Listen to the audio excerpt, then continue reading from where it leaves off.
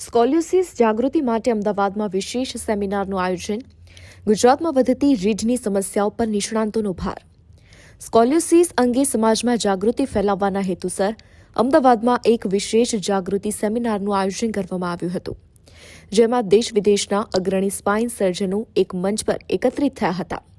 આ સેમિનારનો મુખ્ય ઉદ્દેશ્ય સ્કોલિયોસિસ જેવી રીઢની સમસ્યા અંગે વહેલી ઓળખ, સમયસર સારવાર અને આધુનિક ઉપચાર પદ્ધતિઓ વિશે જનસામાન્ય, માતા પિતા અને સંભાળ આપનારાઓને માહિતગાર કરવાનો હતો.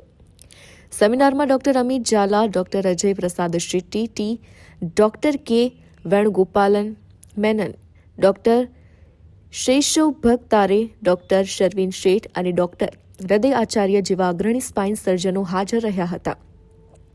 તબીબી અભ્યાસ અનુસાર ગુજરાતમાં દર 100માં અંદાજે 2 થી 3 બાળકો અને કિશોરોમાં સ્કોલિયોસિસના લક્ષણો જોવા મળે છે. ત્યાં હું બધી ખૂંદની સર્જરીઓ કરતો હોઉં છું. ખાસ કરીને આજે જે ખૂંદ વિશેની માહિતી આપવામાં આવી છે, શું છે એના વિશે?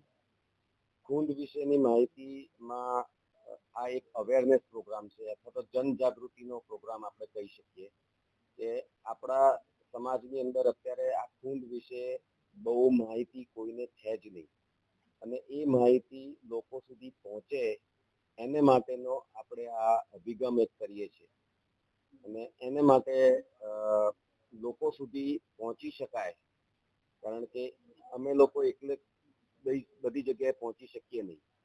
એટલે માટે આ પ્રોગ્રામ રાખ્યો છે કે જેથી કરીને તમે એ જનજાગૃતિના પ્રોગ્રામ તરીકે બધી જગ્યાએ પહોંચાડી શકો, જેથી કરીને જે નાના બાળકો છે, આપણે ત્યાં અત્યારે સમાજમાં એવું છે કે ભાઈ આ ખૂંદ થાય અને આપણે સરખું કરી શકીએ નહીં. ખૂંદ સરખી કરવા જઈએ તો એમાં લકવો પડી જાય. એટલે માટે જ્યારે એ બાળક લગ્ન કરવાની ઉંમરે આપણી પાસે આવે છે, ત્યારે ખૂંદ ઘણી બધી વધી ગઈ હોય છે, અને ત્યારે એના રિસ્ક ફેક્ટર્સ પણ વધી જાય છે. એટલે આમાં અર્લી ડિટેક્શનથી આપણને ઘણો ફાયદો થાય. એ આખો મુદ્દો છે કે અર્લી ડિટેક્શન કરીએ તો એ બાળકોને ઝડપથી આપણે નોર્મલ બાળક જેવા કરી શકીએ. સર, ખાસ કરીને આ મુદ્દો પહેલી વાર સામે આવી રહ્યો છે, તો આપણા તરફથી સરકાર પણ શું આમાં ભાગ ભજવી શકે? એ આપ સરકાર